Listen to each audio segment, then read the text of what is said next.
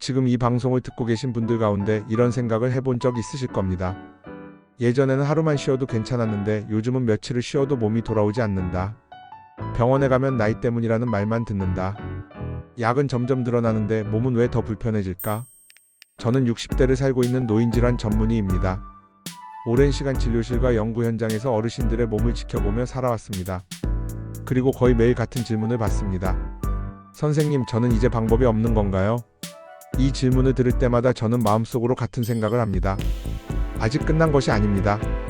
다만 방향이 잘못되어 왔을 뿐입니다. 오늘 이 이야기는 기적을 말하려는 시간이 아닙니다. 어떤 병이 낫는다는 약속도 하지 않겠습니다. 대신 왜 몸이 이렇게 변해왔는지, 그리고 무엇을 바꾸면 다시 흐름을 되돌릴 수 있는지, 의학계에서 오래전부터 밝혀진 사실을 차분히 말씀드리려 합니다. 많은 분들이 노화를 시간의 문제라고 생각합니다. 나이가 들었으니 아픈 것이 당연하고 회복이 느린 것도 자연스럽다고 받아들입니다. 하지만 연구에 따르면 노화는 단순히 시간이 쌓여서 생기는 현상이 아닙니다. 오랜 시간 반복된 생활 방식이 몸에 남긴 결과에 더 가깝습니다. 같은 나이의 두 사람이 전혀 다른 몸 상태를 보이는 이유도 여기에 있습니다. 10년, 20년 동안 어떻게 살아왔는지가 지금의 몸을 만든 것입니다. 그 차이를 만드는 가장 중요한 요소 중 하나가 바로 근육입니다. 근육은 단순히 힘을 쓰는 조직이 아닙니다. 의학적으로 근육은 혈당을 조절하고 혈관 기능을 돕고 면역 체계를 지탱하는 중요한 역할을 합니다. 다시 말해 근육은 움직임만을 위한 조직이 아니라 몸 전체의 균형을 잡아주는 핵심 장기입니다. 그런데 나이가 들수록 우리는 근육을 점점 덜 쓰게 됩니다. 계단 대신 엘리베이터를 타고 가까운 거리도 차로 이동하고 하루의 대부분을 앉아서 보내게 됩니다. 이렇게 되면 근육은 소리 없이 아주 천천히 줄어들기 시작합니다. 문제는 이 변화가 눈에 잘 띄지 않는다는 데 있습니다. 어느 날 갑자기 근육이 사라지는 것이 아니라 조금씩 약해지다가 어느 순간 이런 생각이 듭니다. 왜 이렇게 힘이 없지? 왜 예전보다 회복이 안 되지?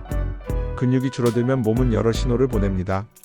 조금만 움직여도 쉽게 피로해지고 균형을 잡기 어려워지며 혈당이나 혈압의 조절도 이전보다 불안정해집니다. 많은 분들이 이 상태를 병이 시작된 것이라고 느낍니다.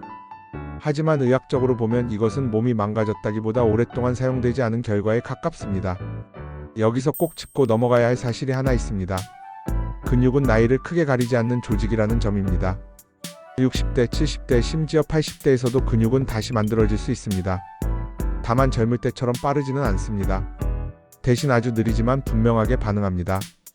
하루에 10분이라도 몸을 쓰는 방향으로 바꾸면 근육은 그 신호를 기억합니다. 그리고 그 변화는 어느 날 갑자기 나타나지 않습니다. 어느 순간 문득 예전보다 덜 힘들다는 느낌으로 찾아옵니다. 진료실에서 제가 가장 자주 듣는 말이 있습니다. 선생님, 운동을 하면 더 아픈 것 같아서요. 그래서 안 했습니다. 이 말은 게으름에서 나온 말이 아닙니다. 잘못된 정보에서 나온 아주 자연스러운 반응입니다. 몸을 쓰지 않아서 생기는 통증과 잘못 써서 생기는 통증은 전혀 다른 이야기입니다. 이 차이를 이해하지 못하면 사람은 점점 움직임을 피하게 되고 그럴수록 몸은 더 굳어집니다. 지금 느끼는 이 불편함은 끝이 아니라 신호일 가능성이 큽니다. 몸은 이미 여러 번 우리에게 말해왔습니다. 이전의 방식으로는 더 이상 버티기 어렵다고 말입니다. 진료실에서 어르신들과 이야기를 나누다 보면 이런 말을 자주 듣습니다. 선생님, 저는 혈관이 문제라서요. 이 나이에 혈관이 좋아질 수 있겠습니까? 한번 나빠진 혈관은 끝 아니에요? 저는 이 말을 들을 때마다 꼭 한 가지를 말씀드립니다. 혈관은 생각보다 나이를 덜 기억하는 조직입니다. 많은 분들이 혈관을 오래 쓰면 닳아 없어지는 파이프처럼 생각합니다. 시간이 지나면 점점 막히고 결국은 손 쓸 수 없게 된다고 믿습니다. 하지만 의학계에서 바라보는 혈관은 조금 다릅니다. 혈관은 살아있는 조직이고 환경에 따라 끊임없이 반응합니다. 혈관을 도로에 비유해 보겠습니다. 차가 거의 다니지 않는 도로는 점점 좁아지고 표면이 거칠어집니다. 반대로 적당히 차량이 오가는 도로는 관리가 잘 되고 흐름도 유지됩니다. 혈관도 마찬가지입니다. 혈액이 규칙적으로 흐르지 않으면 혈관은 점점 굳고 탄력을 잃습니다. 나이가 들수록 혈관 문제가 늘어나는 가장 큰 이유는 혈관이 늙어서가 아니라 혈관을 움직일 기회가 줄어들기 때문입니다. 움직임이 줄어들면 심장은 덜 뛰고 혈류는 느려지고 혈관은 자극을 받지 못합니다. 그 결과가 무엇일까요? 손발이 차가워지고 조금만 움직여도 숨이 차고 아침에 일어날 때 몸이 무겁게 느껴집니다. 이 모든 것은 혈관이 보내는 신호일 수 있습니다. 여기서 중요한 점이 하나 있습니다. 혈관은 강한 자극보다 꾸준한 자극에 더 잘 반응한다는 사실입니다. 숨이 턱까지 차는 운동이 아니어도 괜찮습니다. 오히려 그런 운동은 지속하기 어렵고 몸에 부담을 줄 수 있습니다. 의학계에서는 걷기를 가장 기본적인 혈관 자극으로 봅니다. 걷는 동안 다리 근육이 수축과 이완을 반복하면서 혈액을 심장 쪽으로 밀어 올립니다. 이 과정이 반복되면 혈관은 자연스럽게 탄력을 되찾으려는 방향으로 반응합니다. 하루에 얼마나 걸어야 합니까? 이 질문도 자주 받습니다. 정해진 정답은 없습니다. 다만 중요한 기준은 있습니다. 숨이 완전히 가쁘지 않고 대화를 이어갈 수 있는 정도의 속도, 그리고 하루에 10분이든 20분이든 매일 반복할 수 있는 시간입니다. 혈관은 단기간의 노력에는 크게 반응하지 않습니다. 대신 같은 자극이 반복될 때 서서히 변화합니다. 처음에는 별다른 차이를 느끼지 못할 수도 있습니다. 하지만 몇 주가 지나면 손발의 냉기가 줄고 아침에 몸이 조금 가벼워졌다는 느낌이 찾아옵니다. 이때 많은 분들이 실수를 하나 합니다. 몸이 조금 나아진 것 같으면 다시 예전 생활로 돌아가는 겁니다. 그러면 혈관은 다시 이전 상태로 돌아가려 합니다. 혈관은 변화보다 유지를 더 중요하게 기억하기 때문입니다. 진료실에서 제가 가장 안타깝게 보는 장면은 이런 말입니다. 선생님, 한동안 걸었는데 별 효과가 없는 것 같아서 그만뒀어요. 이럴 때 저는 이렇게 말씀드립니다. 효과가 없는 것이 아니라 아직 몸이 확신하지 못한 상태일 수 있다고 말입니다. 혈관은 조심스럽습니다. 정말로 이 환경이 계속될 것인지 확인한 뒤에야 변화를 시작합니다. 혈관 건강을 이야기할 때 빠질 수 없는 것이 또 하나 있습니다. 바로 식사의 리듬입니다. 무엇을 먹느냐도 중요하지만 언제 어떻게 먹느냐가 혈관에는 더 직접적인 영향을 줍니다. 한 번에 많이 먹고 급하게 먹고 늦은 시간에 먹는 식사는 혈관에 큰 부담을 줍니다. 혈당과 혈중 지방이 급격히 올라가면 혈관 내벽은 반복적으로 자극을 받습니다. 이 과정이 오래 반복되면 혈관은 점점 둔해집니다. 반대로 식사량을 조금 줄이고 천천히 씹고 일정한 시간에 먹는 습관은 혈관을 안정시키는 데 도움이 될 수 있습니다. 이것은 치료의 문제가 아니라 혈관이 덜 지치게 만드는 생활 환경의 문제입니다. 혈관은 단순히 심장과 연결된 관이 아닙니다. 뇌로, 장으로, 근육으로 이어지는 생명의 길입니다. 이 길이 막히지 않게 하는 가장 현실적인 방법은 특별한 약이 아니라 매일의 작은 흐름을 살려주는 일입니다. 혈관은 나이를 기억하지 않습니다. 대신 반복을 기억합니다. 어떤 생활을 계속해왔는지 그 흔적을 정직하게 남길 뿐입니다. 앞에서 혈관 이야기를 드렸습니다. 혈관은 흐름을 기억한다고 말씀드렸지요. 그런데 그 흐름을 실제로 조절하는 중요한 출발점이 하나 더 있습니다. 바로 장입니다. 진료실에서 혈관 검사 결과를 놓고 상담을 하다 보면 예상보다 장 상태가 좋지 않은 분들이 많습니다. 변비나 설사 같은 불편함이 오래 이어졌는데도 그냥 나이 들어서 그런 줄 알았다고 말씀하십니다. 하지만 의학계에서는 오래전부터 장을 단순한 소화기관으로 보지 않습니다. 장은 면역, 염증, 에너지 대사까지 깊이 관여하는 핵심 기관입니다. 어떤 연구에서는 장을 제2의 뇌라고 부르기도 합니다. 그만큼 전신 건강에 미치는 영향이 크다는 뜻입니다. 나이가 들수록 장이 더 중요해지는 이유는 분명합니다. 첫째, 장의 움직임이 느려집니다. 둘째, 장내 환경을 지탱하던 균형이 쉽게 무너집니다. 셋째, 회복 속도가 예전보다 더뎌집니다. 이 변화는 아주 서서히 진행됩니다. 어느 날 갑자기 장이 나빠지는 것이 아니라 조금씩 불편해지다가 어느 순간 항상 더부룩하다, 먹고 나면 기운이 없다는 느낌으로 나타납니다. 많은 분들이 이때 위나 장에 문제가 생겼다고 생각합니다. 하지만 실제로는 장이 스스로 회복할 수 있는 환경을 잃어버린 경우가 많습니다. 장의 가장 중요한 역할 중 하나는 면역 조절입니다. 보고된 바에 따르면 우리 몸 면역 세포의 상당 부분이 장과 직접적으로 연결되어 있습니다. 장 환경이 불안정해지면 몸 전체의 염증 반응도 쉽게 커집니다. 그래서 장이 불편한 분들일수록 이런 증상을 함께 호소하는 경우가 많습니다. 이유 없이 피곤하다, 잠을 자도 개운하지 않다, 관절이 자주 뻣뻣하다. 이것은 각각 다른 문제가 아니라 하나의 흐름으로 이어진 신호일 수 있습니다. 그렇다면 장은 무엇에 가장 크게 영향을 받을까요? 의외로 복잡한 것이 아닙니다. 장은 규칙성과 단순함을 좋아합니다. 첫째는 먹는 시간입니다. 식사 시간이 들쭉날쭉하면 장은 언제 일을 해야 하는지 혼란스러워집니다. 장은 예측 가능한 리듬 속에서 가장 안정적으로 움직입니다. 둘째는 먹는 속도입니다. 급하게 먹으면 장은 제대로 준비할 시간을 갖지 못합니다. 음식이 충분히 씹히지 않은 상태로 내려오면 장은 불필요한 부담을 떠안게 됩니다. 셋째는 장에 남는 음식의 성격입니다. 장은 완전히 소화되지 않고 남아있는 찌꺼기를 에너지원으로 사용하는데 이 환경이 나빠지면 장내 균형도 쉽게 무너집니다. 여기서 오해가 하나 있습니다. 장을 좋게 하려면 특별한 음식이 필요하다고 생각하는 분들이 많습니다. 하지만 실제로는 복잡한 식단보다 장이 편안하게 일할 수 있는 환경이 더 중요합니다. 식사량을 약간 줄이고 천천히 씹고 늦은 밤에 식사를 피하는 것만으로도 장은 훨씬 안정됩니다. 여기에 채소나 발효된 음식처럼 장에 남아 긍정적인 역할을 할 수 있는 식품이 더해지면 장은 스스로 균형을 되찾으려는 방향으로 움직입니다. 여기서 중요한 점이 있습니다. 장의 변화는 빠르지 않습니다. 며칠 잘 먹었다고 바로 좋아지지 않습니다. 대신 일주일, 2주일, 한 달이 지나면서 배가 덜 더부룩하다, 아침이 조금 편하다는 식의 작은 신호로 나타납니다. 많은 분들이 이 작은 신호를 놓칩니다. 그리고 변화가 없다고 판단합니다. 하지만 장은 아주 솔직합니다. 환경이 바뀌면 반드시 반응합니다.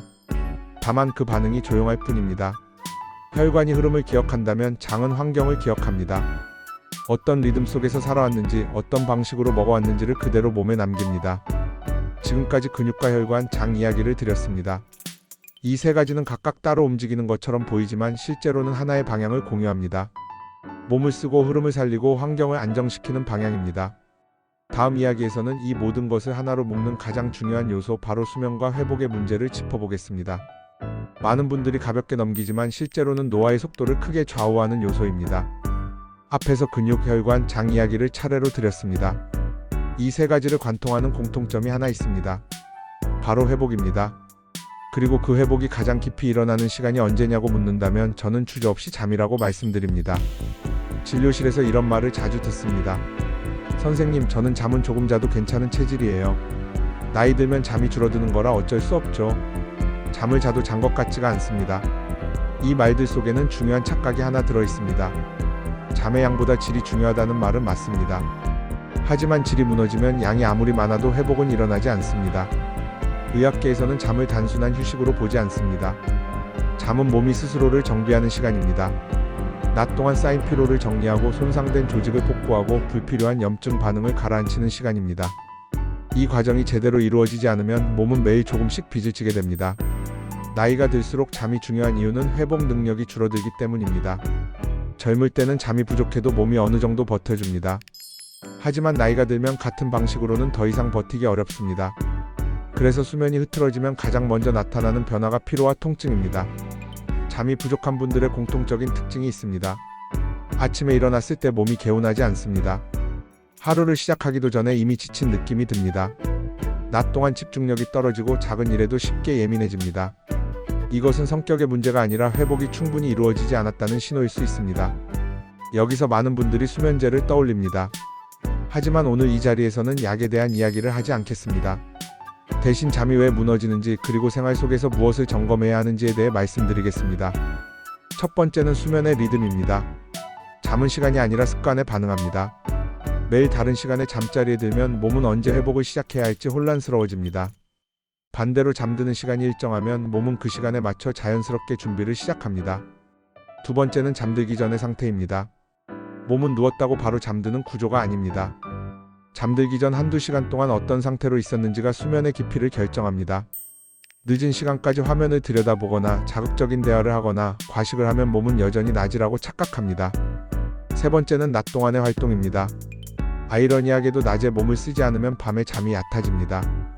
근육을 쓰고 혈관을 움직이고 장이 제대로 일할 수 있게 도와주면 밤에는 자연스럽게 회복 모드로 들어갑니다. 진료실에서 이런 말을 들으면 고개를 끄덕이시는 분들이 많습니다.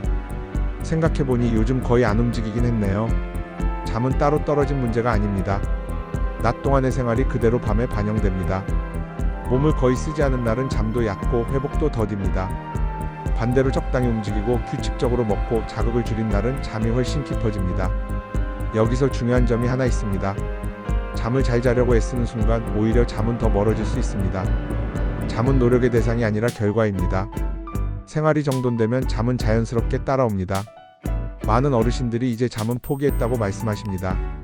하지만 의학적으로 보면 잠은 나이를 이유로 완전히 무너지는 기능이 아닙니다. 다만 회복을 방해하는 요소들이 쌓여 있었을 뿐입니다. 근육을 조금씩 쓰고 혈관의 흐름을 살리고 장의 환경을 안정시키면 잠은 서서히 깊어질 수 있습니다. 이 변화는 하루 만에 오지 않습니다. 하지만 몇 주가 지나면 아침에 눈을 떴을 때 몸의 무게가 달라졌다는 것을 느끼는 분들이 많습니다. 이제 마지막 이야기로 넘어가 보겠습니다. 지금까지 말씀드린 모든 것을 어떻게 생활로 묶어야 하는지, 그리고 무엇부터 시작하는 것이 가장 현실적인지에 대해 정리해 보겠습니다. 지금까지 근육, 혈관, 장 그리고 잠에 대해 말씀드렸습니다. 각각 따로 떼어놓고 보면 복잡해 보일 수도 있습니다. 하지만 이 모든 이야기를 한 문장으로 정리하면 이렇게 말할 수 있습니다. 몸은 스스로 회복하려는 방향으로 설계되어 있고 우리는 그 흐름을 오랫동안 방해해 왔을 뿐이라는 사실입니다. 진료실에서 어르신들께 가장 자주 듣는 말이 있습니다. 선생님, 뭘 어떻게 해야 할지 모르겠습니다. 그래서 오늘 이 마지막 부분에서는 아주 현실적인 이야기만 드리겠습니다. 거창한 계획이 아니라 지금 이 나이에서 실제로 지킬 수 있는 기준에 대해 말씀드리겠습니다. 첫째, 몸을 다시 쓰기 시작해야 합니다. 많이 움직일 필요는 없습니다. 열심히 할 필요도 없습니다. 중요한 것은 다시 쓰기 시작하는 것입니다. 하루에 10분이라도 괜찮습니다. 걷기든 집안에서 하는 간단한 동작이든 상관없습니다. 몸에 아직 사용 중이다라는 신호를 보내는 것이 핵심입니다. 이 신호가 반복되면 근육은 다시 반응하고 혈관의 흐름도 조금씩 살아납니다. 둘째, 생활의 리듬을 일정하게 만들어야 합니다. 언제 먹고 언제 자고 언제 움직이는지가 매일 달라지면 몸은 회복할 타이밍을 잡지 못합니다. 완벽할 필요는 없습니다. 다만 대략적인 틀만 유지해도 몸은 훨씬 안정됩니다. 같은 시간에 식사하고 비슷한 시간에 잠자리에 드는 것만으로도 장과 수면은 큰 부담을 덜게 됩니다. 셋째, 회복을 방해하는 요소를 줄여야 합니다. 너무 늦은 식사, 과도한 자극, 지나치게 앉아있는 생활, 이 세 가지만 줄여도 몸은 숨을 돌릴 여유를 갖게 됩니다. 무엇을 더 해야 할지를 고민하기 전에 무엇을 덜 해야 할지를 먼저 정리하는 것이 오히려 더 빠른 길일 수 있습니다. 여기서 꼭 드리고 싶은 말이 하나 있습니다. 변화는 크지 않아도 됩니다. 오히려 작은 변화가 오래갑니다. 많은 분들이 마음을 크게 먹고 시작했다가 금방 지칩니다. 그러고는 역시 나는 안 된다고 결론을 내립니다. 하지만 몸은 그렇게 판단하지 않습니다. 몸은 오늘과 어제의 차이를 기억합니다. 진료실에서 이런 분들을 종종 봅니다. 선생님, 크게 한 건 없는데요. 그냥 조금씩 걷고 조금 덜 먹었을 뿐인데요. 이 말 뒤에 따라오는 표정은 분명히 달라져 있습니다. 얼굴에 여유가 생기고 말투가 차분해지고 몸을 움직이는 속도가 달라집니다. 이것이 회복의 실제 모습입니다. 극적인 장면은 없습니다. 대신 일상이 조금 편해지고 아침이 덜 힘들어지고 몸에 대한 불안이 줄어듭니다. 여러분께 마지막으로 꼭 전하고 싶은 이야기가 있습니다. 나이는 회복을 막는 조건이 아닙니다. 다만 회복 방식이 달라질 뿐입니다. 젊을 때처럼 밀어붙이는 방식이 아니라 몸의 신호를 듣고 맞춰주는 방식으로 바뀌어야 합니다. 지금까지의 몸은 실패의 결과가 아닙니다. 그 시점에서 최선을 다해 살아온 흔적입니다. 이제부터의 몸은 선택의 결과가 될 수 있습니다. 아주 작은 선택이 모여 앞으로의 10년을 전혀 다른 방향으로 이끌 수 있습니다. 오늘 이 이야기를 들은 것으로 충분합니다. 모든 것을 한꺼번에 바꾸려고 하지 마십시오. 오늘은 하나만 정하셔도 됩니다. 10분 걷기, 식사 속도 줄이기, 잠드는 시간 정하기. 이 중 하나만 선택해도 몸은 반응하기 시작합니다. 몸은 아직 여러분을 포기하지 않았습니다. 다만 방향을 기다리고 있었을 뿐입니다. 지금부터 천천히 그러나 멈추지 말고 그 방향을 바꿔보시기 바랍니다. 그 변화는 분명히 여러분의 일상 속에서 조용히 나타날 것입니다.